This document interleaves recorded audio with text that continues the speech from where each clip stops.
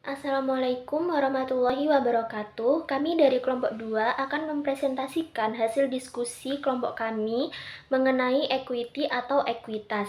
Sebelumnya, perkenalkan nama saya Verina Nufita Rahma dengan NPM terakhir 066. Nah, materi yang pertama yaitu modal perusahaan. Ada 3 bentuk badan perusahaan, yaitu perusahaan perseorangan, merupakan sebuah perusahaan yang seluruh sahamnya hanya dimiliki oleh satu orang saja. Lalu yang kedua ada perusahaan persekutuan, yaitu perusahaan di mana pemilik modalnya terdiri minimal dari 2 orang. Lalu yang ketiga ada perusahaan korporasi, yaitu sebuah perusahaan berbadan hukum, modalnya terbagi dalam saham dan pemiliknya atau pemegang saham hanya bertanggung jawab sebatas modal yang ditanamkan. Kemudian ada karakteristik khusus dari bentuk perusahaan itu sendiri. Yang pertama yaitu dipengaruhi oleh hukum bisnis atau perusahaan atau bisa disebut juga corporate law. Lalu yang kedua terkait dengan penggunaan sistem saham atau share system, dan yang terakhir terkait dengan perkembangan ragam kepemilikan. Lalu yang selanjutnya ada hukum korporasi atau bisnis. Ada 3, yaitu yang pertama, korporasi itu harus menyampaikan perjanjian usaha kepada lembaga pemerintah tertentu pada suatu negara yang menerima bentuk korporasi. Lalu yang kedua, lembaga pemerintah mengeluarkan peraturan mengenai korporasi itu sendiri.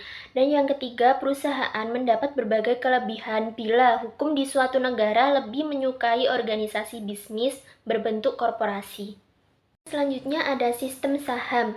Apabila tidak ada pembatasan ketentuan, maka setiap saham memiliki beberapa hak berikut ini, yaitu yang pertama, membagi keuntungan dan kerugian secara proporsional. Lalu yang kedua, mengelola manajemen perusahaan secara profesional atau hak menentukan dewan direksi. Lalu yang ketiga, mendapatkan hak atas aset secara profesional apabila terjadi likuidasi. Dan yang terakhir, mendapatkan pembagian yang profesional apabila terdapat penerbitan saham baru atau disebut juga dengan hak primitif. Lalu yang selanjutnya ada berbagai bentuk kepemilikan, yaitu yang pertama saham biasa atau ordinary share. Ini menggambarkan sisa atau residu kepemilikan perusahaan. Yang pertama adalah menanggung sebagian besar resiko kerugian, lalu yang kedua menerima manfaat dan kesuksesan, dan yang terakhir tidak mendapat jaminan atas dividen maupun aset pada saat terjadi pembubaran. Lalu yang kedua ada saham preferen atau preference share. Ini terbentuk dari suatu kontrak, yaitu pada saat pemegang saham mengorbankan hak-hak tertentu pada pihak lain dalam bentuk hak istimewa atau kekhususan, biasanya berupa keistimewaan dividen. Nah, saya akan melanjutkan presentasi yang telah dipresentasikan oleh teman saya. Nah, sekarang saya akan membahas kelas saham B dan preferensi pemegang saham. Nah, banyak perusahaan-perusahaan sekarang itu menerbitkan saham dalam beberapa kelas. Nah, itu tuh bertujuan untuk memberikan keistimewaan kepada pemegang saham-saham tertentu. Nah, kelas B sendiri itu saham non-voting yang memungkinkan perusahaan keluarga itu menjaga kendali tanpa mengurangi nilai-nilai publik. Nah, ada beberapa contoh perusahaan dengan struktur tersebut, yakni struktur tadi. Nah, itu ada 4 yang saya tahu. Itu yang pertama ada Vodafone, itu 0% hak suara. Selanjutnya itu Alphabet, itu 63% hak suara. Terus yang ketiga itu Under Armour, itu 65,3% hak suara. Dan yang terakhir itu Facebook, itu 43% hak suara. Nah, selanjutnya yakni komponen ekuitas. Nah, ekuitas sendiri adalah bagian penting yang tersisa dari aset perusahaan setelah dikurangi semua utangnya. Nah, klasifikasi ekuitas dalam laporan keuangan itu ada 6. Yang pertama yakni modal saham, terus yang kedua ada premi saham, terus laba ditahan, dan yang keempat itu pendapatan komprehensif lainnya. Terus yang kelima saham treasury, terus yang terakhir itu ada kepentingan non kendali. Nah, selanjutnya saya akan membahas penerbitan saham. Nah, ada 3 langkah pada penerbitan saham. Yang pertama itu kita harus otorisasi saham. Nah, diberikannya oleh badan pemerintah saham tersebut. Terus langkah kedua yakni penawaran saham. Nah, setelah kita otorisasi saham, kita akan menawarkan saham, yaitu penawaran saham itu seperti kontrak untuk menjual saham tersebut. Terus yang ketiga yakni ada kita tuh setelah menawarkan kita tuh penerbitan saham. Ini mencatat di buku setelah menerima pembayaran atas saham tersebut. Nah, selanjutnya ini ada saham par dan tanpa par. Saham par itu apa sih? Nah, saham par itu saham yang memiliki nilai par yang rendah itu untuk menghindari tanggung jawab jika dijual di bawah nilai. Nah, selanjutnya saham tanpa par sendiri itu tidak memiliki nilai par, tetapi dapat dikenakan pajak yang tinggi gitu. Nah, selanjutnya akuntansi untuk saham. Nah, akuntansi untuk saham sendiri itu ya tadi yang saham par itu mencatat nilai par dari saham yang akan yang diterbitkan.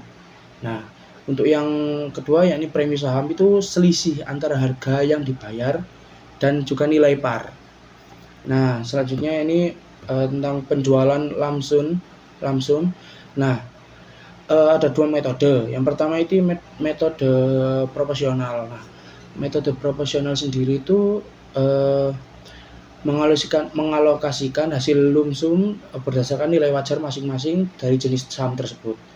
Nah, yang metode kedua itu metode inkremental. Nah, metode inkremental itu menggunakan nilai wajar yang diketahui untuk mengalokasikan sisa lumsum yang tadi. Nah, selanjutnya akan dijelaskan oleh teman saya. Terima kasih. Di sini selanjutnya saya menjelaskan tentang tabel jamin ini, yaitu incremental method. Nah, apa itu incremental method? Incremental method itu merupakan metode pengalokasian jika perusahaan ini tidak bisa mengetahui nilai wajar atau yang disebut juga dengan fair value. Lah, bisa kalian lihat tabel di samping saya ini, yaitu contohnya. Lah, contohnya itu di sini tuh mengambil dari Hogan Company. Lah, Hogan Company ini menerbitkan, dia itu menerbitkan 1000 saham biasa dan saham preference yang bernominal R10.000. Lah, yang bernilai wajar itu 20 per lembar yang diketahui dan memiliki total dana sebesar 30.000. Lah, itu yang dinyatakan tentang saham preferensinya. Lah, gimana itu cara mengerjakannya? Yaitu langkah-langkahnya itu kita itu pertama harus menghitung nilai wajar saham yang diketahui, yaitu nilai yang diketahui itu dalam contoh itu adalah 1000 saham. Lah, 1000 saham itu bakal dikali dengan 20 karena kita itu menghitung nilai wajar saham yang diketahui. Tadi 1000 kali 20 itu menjadi 20.000. Lah, 20.000 itu ditulis dalam alokasi to ordinary 1000 dikali 20. Lah, selanjutnya itu kita itu membandingkan dengan nilai total atau yang disebut dengan lump sum, ya nilai totalnya itu 30.000. Lah, 30.000 itu bakal dikurangi dengan 20.000 menjadi 10.000. Jadi nilai sahamnya itu menjadi saham biasa dan saham preferensinya itu saham biasanya bernominal 20.000 dan saham preferensinya bernominal 10.000. Lah, di sini saya ingin jelaskan tentang share issue in non-cash transaction. Lah, itu tuh kelanjutannya dari incremental method. Lah, itu tuh biasanya itu kadang itu perusahaan itu menerbitkan saham. Lah, saham itu bukan untuk uang tunai, tetapi untuk barang atau jasa seperti tanah, paten, atau jasa hukum. Lah, contohnya itu bisa lihat dari ilustrasi nomor 15.3. Lah, itu perusahaan itu menerbitkan 10.000 saham bernominal 10 untuk memperoleh sebuah paten. Lah, nilai wajar paten itu dipertanyakan. Lah, harga pasar saham itu 12.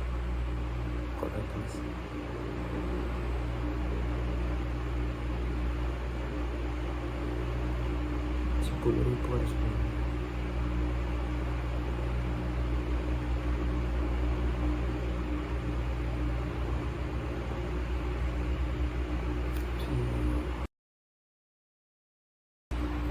Selanjutnya saya menjelaskan tentang cost of issuing shares. Lah, cost issuing shares itu biaya ini tuh timbul ketika perusahaan ini tuh menerbitkan saham baru, tetapi biaya ini tidak dianggap sebagai operasional beban pabrik melainkan sebagai biaya pendanaan, yaitu dengan cost of financing. Contohnya itu underwriting fees, biaya akuntansi dan hukum, biaya percetakan sertifikat saham, biaya registrasi, pajak yang timbul dalam penerbitan saham. Nah, selanjutnya preference shares. Nah, preference shares ini tuh saham yang memberikan hak istimewa dibanding saham biasa, terutama itu terkait dividen dan pembagian aset saat likuidasi. Lah, hak dan karakteristik utamanya itu seperti preference as to dividend, preference as to asset in the event of liquidation, convertible into ordinary shares, collaborate at the point of the corporation, terus yang terakhir ada non voting. Lah, contohnya itu seperti ini dalam kotak yang kecil ini, yaitu percent of the per value-nya itu dividen persentase dari per value-nya. Nah, itu perusahaan itu kita asumsikan menerbitkan 500 saham. Nah, dengan nilai preferensinya itu 8% dengan nilai nominal 100 per lembarnya. Nah, itu kita itu mencari nilai dividen per sahamnya itu 8% dikali 100 sama 0,8 dikalikan 100 sama dengan 8%, dan kita mencari nilai total dividennya itu 5.000. Karena 5.000 kita mengasumsikan dari 5.000 saham. Nah, itu dikali 8% tadi itu dari 0,08 kali 100, yaitu sama dengan 40.000. Dan selanjutnya itu contoh dari non per shares. Nah, di sini tuh perusahaan menerbitkan 3.000 saham preference dengan 7%. Setiap saham dapat dividen 7% per tahunnya. Lah, itu kita itu mencari dividen per sahamnya yaitu 7. Lah, 7 itu sudah ditetapkan. Lah, kita itu mencari nilai total dividennya. Total dividennya itu 3.000 dikali 7. 3.000 dari mana? Kita itu mengasumsikan 3.000 saham penerbitan. Kita itu mengasumsikan 3.000 dari penerbitan perusahaan itu. Lah, 3.000 itu dikalikan dengan 7 itu menjadi 21.000 per tahunnya. Nah, selanjutnya di sini menjelaskan tentang features of preference shares. Nah, itu merupakan ciri-ciri saham preference, jenis saham yang memberikan hak istimewanya kepada pemegang dibandingkan pemegang sahamnya. Lah, itu terdiri dari cumulative preference shares, participant preference shares, convertible preference shares, scalable preference shares, redeemable preference shares. Nah, itu cumulative preference shares ini itu merupakan jika perusahaan ini tuh tidak bisa membayar dividen tahun ini, maka dividen itu harus dibayar di tahun berikutnya sebelum membayar dividen kepada pemegang saham, yaitu biasanya disebut dengan dividen in arrears atau dividen tunggakan. Nah, selanjutnya participating preference shares.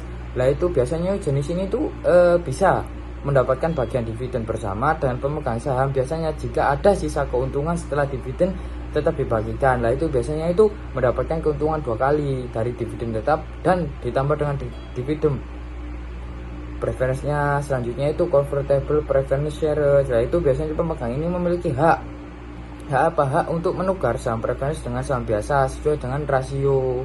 Lah, itu biasanya lebih fleksibel karena itu bisa memilih antara tetap di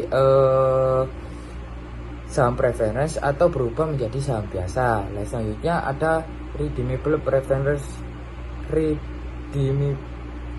callable preference shares. Lah, itu perusahaan ini dapat menebus kembali saham preference dari investor pada harga dan tanggal tertentu.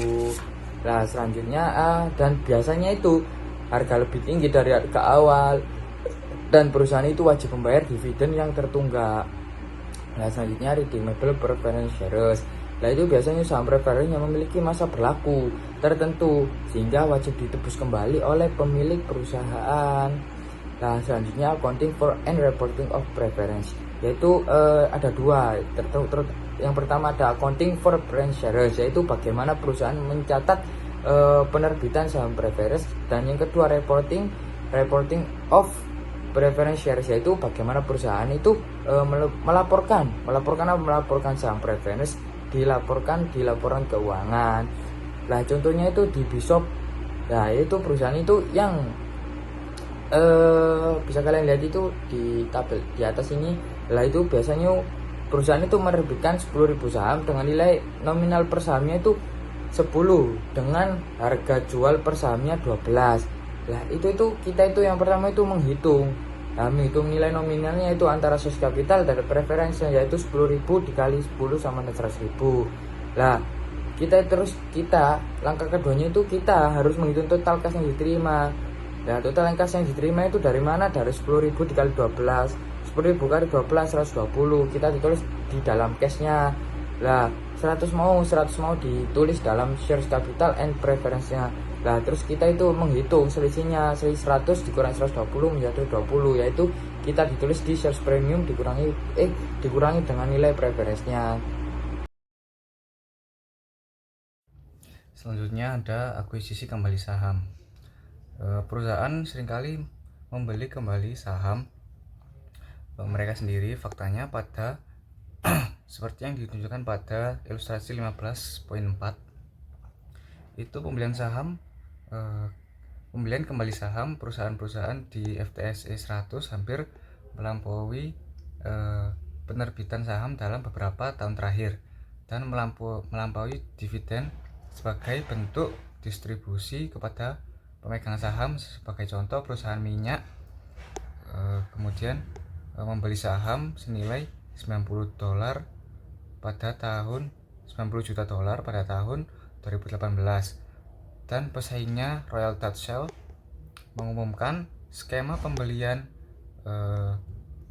kembali saham senilai $25 miliar yang akan berlangsung hingga tahun 2020.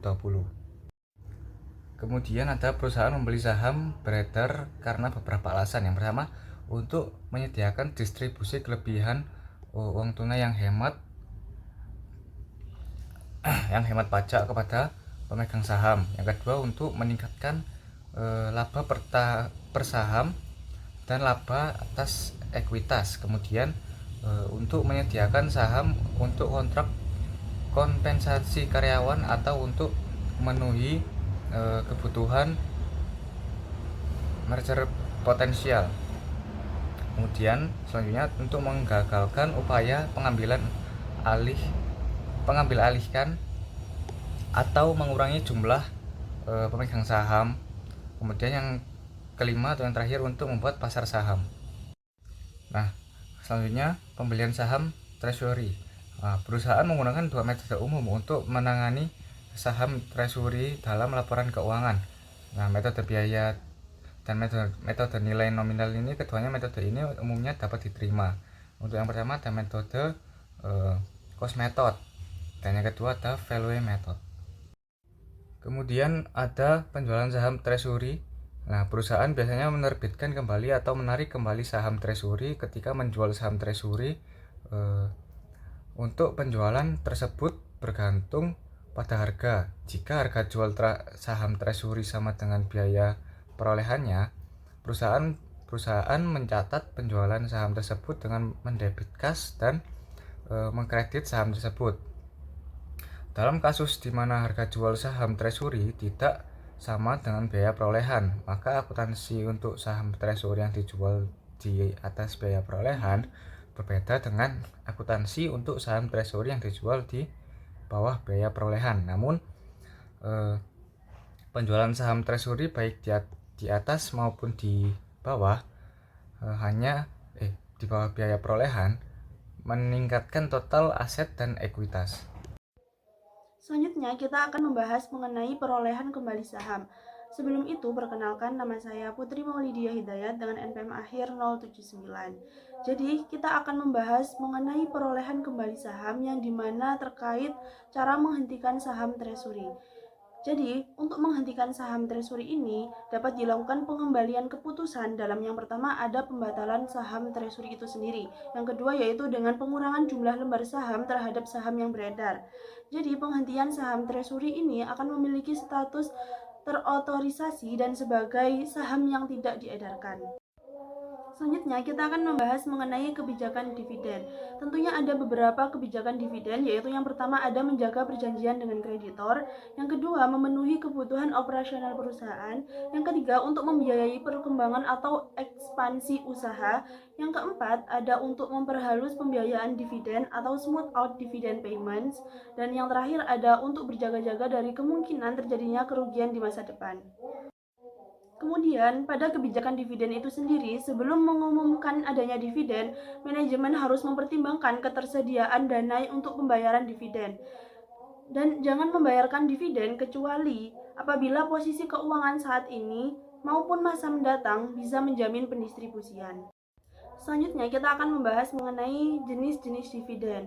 Ada 4 jenis dividen yang dimana kita akan membahas lebih dalam nantinya untuk slide selanjutnya. Yang pertama ada cash dividends, yang kedua ada property dividends, yang ketiga ada liquidating dividends, dan yang terakhir ada share dividends. Nah, dari seluruh dividends yang ada tadi, kecuali dividen saham, nah dividen saham ini akan mengurangi total ekuitas perusahaan. Nah, selanjutnya yang pertama kita akan membahas mengenai dividen tunai atau cash dividends. Ada beberapa poin penting mengenai dividen tunai itu sendiri, yaitu yang pertama ada dewan direksi yang dimana melakukan pemungutan suara untuk mengumumkan adanya dividen tunai. Dan yang kedua, mengumumkan dividen tunai ini merupakan pengakuan liabilitas. Yang terakhir ada perusahaan tidak mengumumkan atau membayar dividen tunai untuk saham treasury.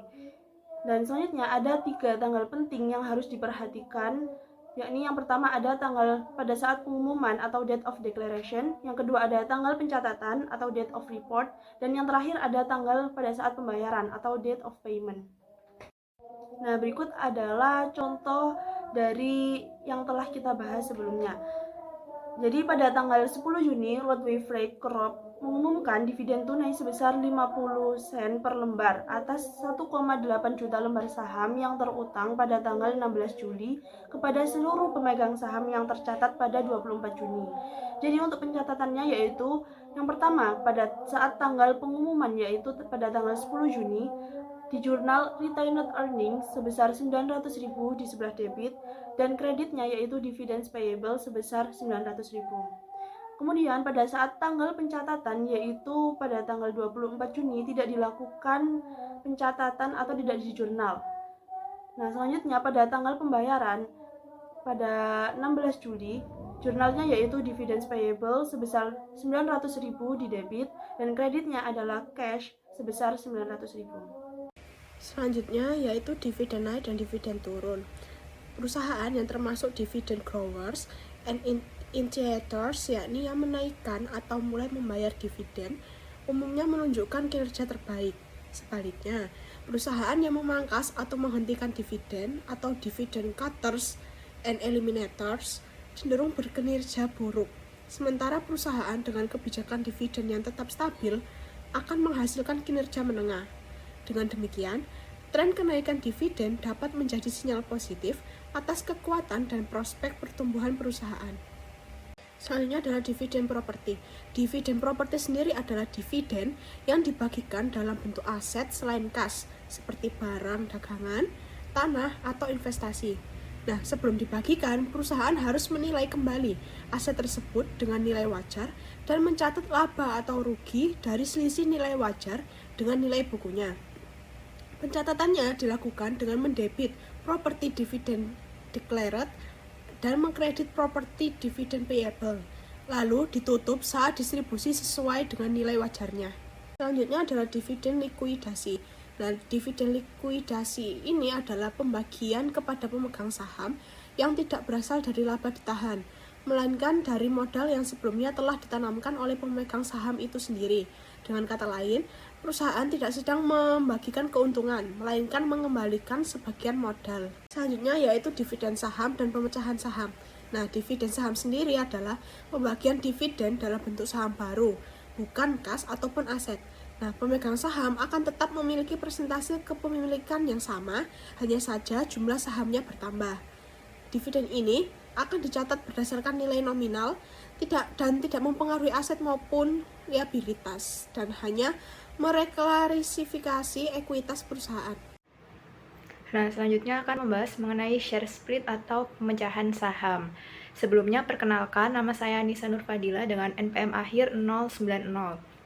Contohnya untuk perusahaan Arcam AB akan mengumumkan pemecahan saham 4 untuk 1. Pemecahan ini diharapkan untuk menurunkan harga saham, sehingga distribusi saham menjadi lebih luas pada harga perdagangan yang lebih rendah. Nah, dari sudut pandang akuntansi, Arcam tidak mencatat entry apapun untuk pemecahan saham. Namun, mereka mencatat catatan memorandum untuk menunjukkan nilai nominal saham yang berubah dan jumlah saham yang bertambah. Ilustrasi 15.14 menunjukkan tidak adanya perubahan ekuitas untuk pemecahan saham 2 untuk 1 pada 100.000 saham dengan nilai nominal 1 euro, di mana nominal dipotong setengah saat penerbitan saham tambahan. Nah, di bawahnya ini adalah contoh ilustrasinya. Selanjutnya ada pembagian saham dan dividen saham yang berbeda. Nah, pembagian saham meningkatkan jumlah saham yang beredar dan mengurangi nilai nominal atau nilai yang tercantum per saham. Dalam dividen saham, meskipun meningkatkan jumlah saham yang beredar, tidak mengurangi nilai nominal, sehingga hal ini meningkatkan total nilai nominal saham yang beredar. Alasan penerbitan pembagian saham beragam dan bervariasi. Pembagian saham dapat terutama menjadi tindakan promosi karena beberapa pihak menganggap pembagian saham sebagai dividen. Selanjutnya adalah laporan posisi keuangan. Nah, pada ilustrasi 15.16 menunjukkan bagian ekuitas yang komprehensif dari laporan posisi keuangan FROS SPA yang mencakup item-item ekuitas yang telah kita bahas pada bab ini. FROS harus mengungkapkan hak dan privilege yang relevan dari berbagai sekuritas yang berbeda. Preferensi likuidasi harus diungkapkan dalam bagian ekuitas dari laporan posisi keuangan, bukan dalam catatan atas laporan keuangan, untuk menekankan dampak potensial pembatasan ini terhadap arus kas di masa depan. Nah, selanjutnya ada pengungkapan pembatasan atas laba ditahan. Pengungkapan dalam catatan harus mengungkapkan sumber pembatasan, ketentuannya relevan, dan jumlah laba ditahan yang dikenakan pembatasan atau jumlah yang tidak dikenakan pembatasan. Pembatasan dapat didasarkan pada pemeliharaan saldo laba ditahan tertentu, kemampuan untuk mempertahankan persyaratan modal kerja tertentu, pinjaman tambahan, atau pertimbangan lain. Contoh dari laporan tahunan Samsung KOR dalam ilustrasi 15.17 menunjukkan catatan yang mengungkapkan pembatasan potensial pada laba ditahan dan dividen. Selanjutnya adalah penyajian laporan perubahan ekuitas. Nah, di dalam laporan ini mencakup yang pertama ada total pendapatan komprehensif untuk setiap periode dengan menunjukkan secara terpisah jumlah total yang dapat diatribusikan kepada pemilik entitas, induk, dan kepentingan minoritas. Lalu yang kedua, untuk setiap komponen ekuitas, dampak dari penerapan retrospektif atau restatement retrospektif. Yang ketiga, untuk setiap komponen ekuitas, rekonsiliasi antara nilai buku pada awal dan akhir periode dengan menyajikan secara terpisah perubahan yang disebabkan oleh yang pertama adalah laba atau rugi, yang kedua adalah setiap item pendapatan komprehensif lainnya, dan terakhir transaksi dengan pemilik dalam kapasitas mereka sebagai pemilik. Perkenalkan, nama saya Nanda Amelia Febrianti dengan NPM akhir 219. Di sini langkah berikutnya itu adalah bagaimana cara kita untuk menilai kinerja ekuitas tersebut.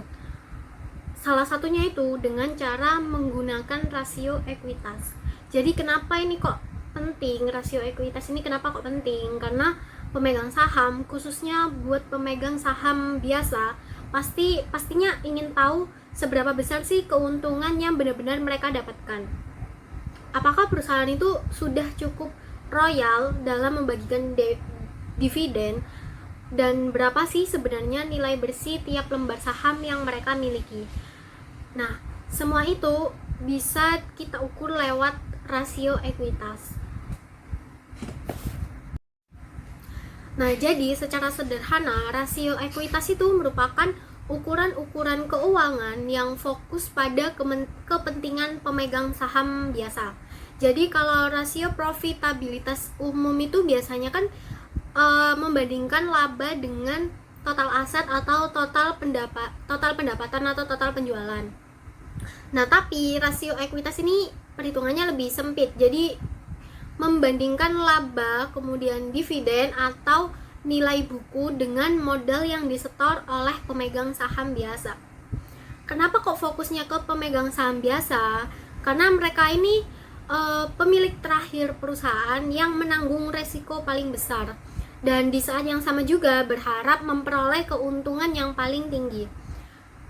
Jadi rasio ekuitas ini sebenarnya adalah cara melihat perusahaan dari kacamata seorang investor saham biasa. Nah, setelah kita tahu bahwa rasio ekuitas itu fokusnya pada kepentingan pemegang saham biasa kan. Sekarang pertanyaannya, rasio apa aja sih yang dipakai biasanya? Nah, ini tuh ada 3 rasio utama yang biasanya digunakan untuk menganalisis ekuitas. Yang pertama adalah Return on Ordinary Share Equity atau ROE. Nah, ini merupakan indikator seberapa efektif modal pemegang saham biasa dipakai untuk menghasilkan laba. Yang kedua adalah payout ratio. Jadi ini menunjukkan berapa persen laba yang dibagikan ke pemegang saham biasa dalam bentuk dividen. Nah, yang ketiga, yang terakhir itu adalah book value per share. Jadi ini menunjukkan nilai ekuitas per lembar saham berdasarkan catatan akuntansi, yaitu nilai buku dan bukan berdasarkan nilai pasar. Kita akan bahas yang pertama, yaitu Return on Ordinary Share Equity atau ROE. Jadi ini rumusnya bisa kita lihat. Jadi laba bersih kemudian dikurangi dividen preferen, lalu dibagi dengan rata-rata ekuitas pemegang saham biasa. Nah, kenapa kok dividen referennya ini dikurangkan? Karena itu bukan termasuk hak pemegang saham biasa. Jadi yang dihitung itu benar-benar laba yang tersedia buat mereka. Nah, maknanya tuh apa? Jadi ROE ini menunjukkan seberapa besar sih keuntungan yang dihasilkan dari modal yang ditanamkan oleh pemegang saham biasa. Contohnya seperti yang ada di perhitungan yang di slide itu, hasil akhirnya setelah dihitung yaitu 12%. Artinya keuntungan dari setiap $1 modal dari pemegang saham biasa itu dapat menghasilkan sebesar 12% dalam setahun.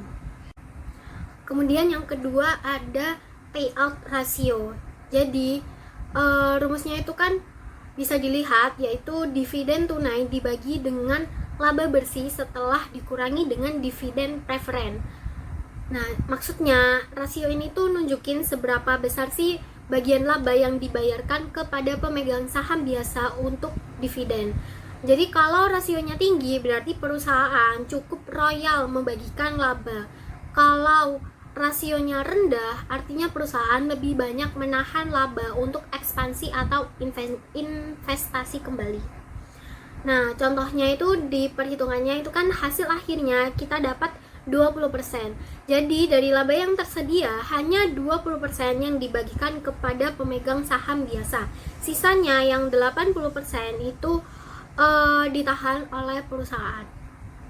Selanjutnya untuk rasio yang terakhir yaitu book value per share atau BVPS. Rumusnya bisa kita lihat yaitu total ekuitas pemegang saham biasa dibagi dengan jumlah saham biasa yang telah beredar. Jadi maknanya rasio ini tuh nunjukin berapa sih nilai buku yang menopang setiap lembar saham. Jadi bisa dianggap sebagai nilai minimal per saham kalau misal perusahaannya dilikuidasi. Nah, seperti contohnya itu hasil akhirnya yaitu $10. Jadi secara akuntansi tiap lembar saham biasa itu punya nilai buku $10 Hongkong itu tadi. Perkenalkan, nama saya Eka Tama Atiasari dengan MPM belakang 288. Di sini saya akan menjelaskan tentang preferensi dividen dan nilai buku per saham. Yang pertama ada preferensi dividen. Ilustrasi 15A.1 sampai 15A.4 menunjukkan pengaruh berbagai preferensi dividen terhadap dividen distribusi kepada pemegang saham biasa dan preferen. Asumsikan bahwa pada 2022, Mason Company akan membagikan dividen tunai sebesar 50.000. Saham biasa yang beredar memiliki nilai nominal sebesar 400.000 dan 6% saham preferennya memiliki nilai nominal 100.000. Mason akan membagikan dividen kepada setiap kelas menggunakan asumsi yang diberikan sebagai berikut. Yang pertama, jika saham preferen bersifat non-kumulatif dan non-partisipasi. Pada 6% dari 100.000, preferensinya 6.000, biasanya 6.000, totalnya tidak ada. Dan sisa ke biasa, preferensinya 0, pada biasa 44.000, totalnya 44.000. Jadi totalnya pada preferensi 6.000, biasa 44.000, dan total 50.000. Pada pembagian ilustrasi 15.A ini, pembagian dividen, non-kumulatif, dan non-partisipasi preferensi. Yang kedua ada jika saham preferen bersifat kumulatif dan non-partisipasi, dan Mason Company tidak membayar dividen atas saham preferen dalam 2 tahun sebelumnya. Dividen tertunggak 6% dari 100.000 selama 2 tahun, yaitu preferensinya 12.000 dan totalnya 12.000. Pada dividen tahun berjalan, 6% dari 100.000 kali 100.000 dan 6.000, jadi totalnya 6.000. Pada sisa ke biasanya 32.000 dan totalnya 32.000. Jadi totalnya pada preferensi 18.000, biasa 32.000, dan total 50.000. Selanjutnya ada ilustrasi 15A.2 tentang pembagian dividen kumulatif dan non-partisipasi saham preferensi dengan dividen tertunggak. Yang ketiga, jika saham preferen bersifat non-kumulatif dan merupakan saham partisipasi penuh. Berikut ini adalah ilustrasinya. Pada dividen tahun berjalan 6%, preferensinya 6.000, biasa 24.000, dan total 30.000. Pada dividen partisipasi sebesar 4%, preferensinya 4.000, biasa 16.000, dan total 20.000. Jadi total untuk preferensi 10.000, total untuk biasa 40.000, dan total keseluruhan 50.000. Pada dividen partisipasi ditentukan sebagai berikut. Ada dividen tahun berjalan, yaitu preferensi 6% dari 100.000, yaitu 6.000, biasa 6% dari 400.000 sama dengan 24.000, yang dimana preferensinya menjadi 30.000. Jumlah yang tersedia untuk partisipasi 50.000 dikurangi 30.000 sama dengan 20.000. Selanjutnya ada nilai nominal saham yang akan berpartisipasi, yaitu 100.000 ditambah 400.000, jadi totalnya pada preferensi 500.000. Jadi totalnya 500.000. Tingkat partisipasi 20.000 dibagi 500.000 sama dengan pada preferensinya 400.000. Selanjutnya pada dividen partisipasi, preferensinya 4% dari 100.000, yaitu preferensinya menjadi 4.000, dan biasa 4% dari 400.000, preferensinya 16.000. Jadi total preferensinya ada 20.000. Selanjutnya pada ilustrasi 15A.3 pembagian dividen non-kumulatif dan partisipasi penuh saham preferensi. Keempat, jika saham preferen bersifat kumulatif dan berpartisipasi penuh dan Mason Company tidak membayar dividen atas saham preferen dalam 2 tahun sebelumnya, yaitu pada ilustrasinya sebagai berikut. Dividen tertunggak 6% dari 100.000 selama 2 tahun dividen tahun berjalan, yaitu pada preferensinya 12.000, biasanya 12.000. Selanjutnya ada 6.000, preferensinya biasa 24.000, jadi totalnya 30.000. Nah, pada 6% dividen partisipasi, 1,6% dari 8.000 dibagi 500.000, pada preferensinya ada 1.600, biasa 6.400, dan totalnya ada 8.000. Jadi totalnya pada preferensi 19.600, ada biasa 3.400, dan total untuk keseluruhannya 50.000.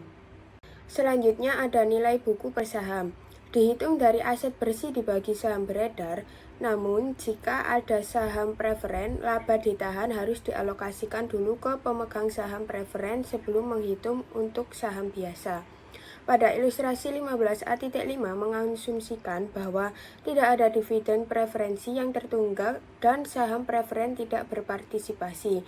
Sekarang, asumsikan fakta yang ada kecuali bahwa saham preferen 5% bersifat kumulatif, saham partisipasi sampai dengan 8% dan dividen tersebut selama 3 tahun sebelum tahun berjalan menunggak. Berikut adalah ilustrasi 15A.5 tentang perhitungan nilai buku per saham tidak ada dividen yang tertunggak.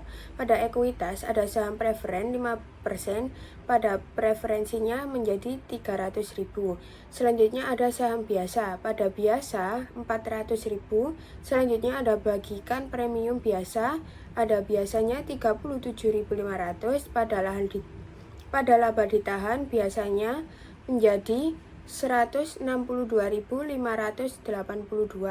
Jadi totalnya pada preferensi 300.000 dan total pada biasa 600.082. Nah, selanjutnya ada saham beredar, totalnya menjadi 4.000. Selanjutnya ada nilai buku per saham, totalnya menjadi 150,02.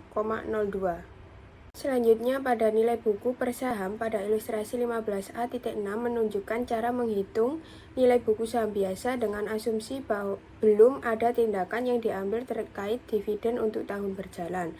Pada ekuitas, saham preferen 5%, preferensinya 300.000.